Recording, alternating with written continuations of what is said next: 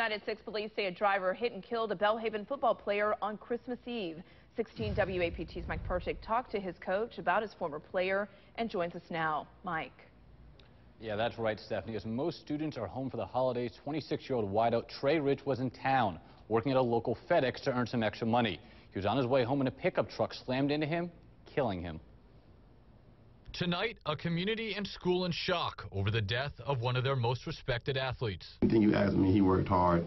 He worked extremely hard, and he was just trying to live his dream. Police say Blazers wide receiver Trey Rich was riding his bike home from work Wednesday night down Old Highway 49.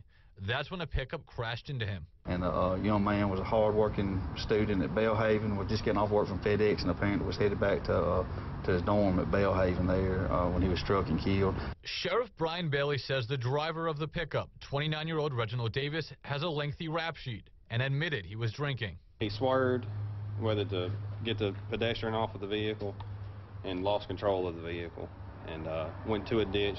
Once he went to the ditch, he went airborne for a small amount of time and struck a parked 18-wheeler. Investigators are still trying to figure out how fast that pickup truck was going, but just to get a ballpark, this 20,000-pound big rig was pushed back 3 feet due to the impact of the collision.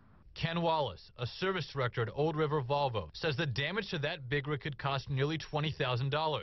But their main concern is with the victim and his family. Just to realize that, it can all end at a split second due to someone else's mistake, not your own. It's really opens your eyes. As of now, investigators haven't charged Davis. They're still waiting for the toxicology reports, but he could face a DUI homicide charge pending those results. For Coach Hudson and Rich's Blazer teammates, they're still trying to process the loss. He was definitely a kid that the younger ones looked up to because like I said, he always did everything right. He always did what he's supposed to do in the classroom and on the field. So, like I said, he's just a kid that you hated for him and you hated for his family. He had so much potential.